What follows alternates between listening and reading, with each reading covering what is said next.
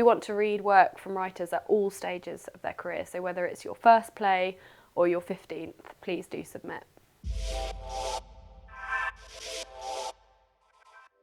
So you apply through our website, which is womensprizesforplaywriting.co.uk. We accept plays over 60 minutes in length. They can be in any form or style as long as they're not a musical.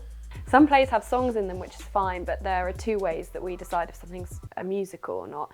Firstly, do the characters know that they're singing? And secondly, do the songs actively drive the story forward? And if the answer to either of those is yes, then we would consider it to be a musical rather than a play. You have to be over 16 and a writer based in the UK or Ireland. You can only submit one play. You can submit a play that you've submitted in previous years, but because you can only submit one, it's a good idea to consider whether you've made significant changes to it, redrafted it and so on, so that we're looking at it with fresh eyes. One of the restrictions we have is about the play having not been under option to another theatre or space, and also not having been produced before for a significant run. We'd often kind of welcome a conversation about that. So if you are thinking, oh, I've got a play that's running for 3 nights here, or I'm trying to get some funding to do it here, should I still submit it?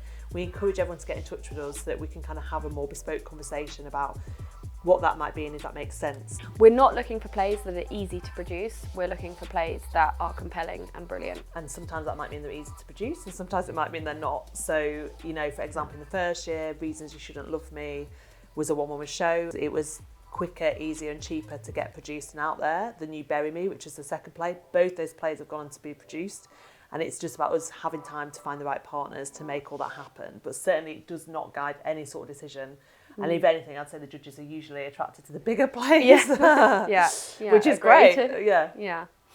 If you're wondering whether your play's ready to submit, maybe have a think about, have you reached the end of the story? Have you tied up what happens to the characters? Have you read it out loud to yourself and redrafted sections based on that?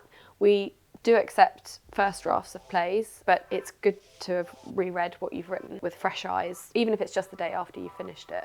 And I suppose, like, within that, like, does it feel ready to share now?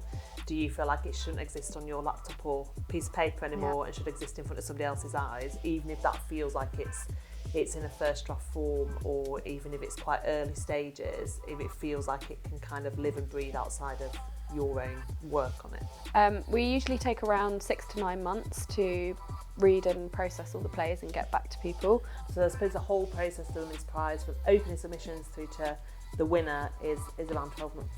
So one thing that we've thought a lot about with the prize, the design of the prize, is about who's in the reading panel, who's in the judging panel, and also what their experience is of reading the plays and how they're briefed on, I suppose, what we're looking for. But also we do unconscious bias training with our readers as well, to think about the lens through which they're reading the plays. We're trying to profile and platform writers and give them a bit of a boost, give them some recognition, and also to say to the industry, here are some fantastic writers and their plays, work with them.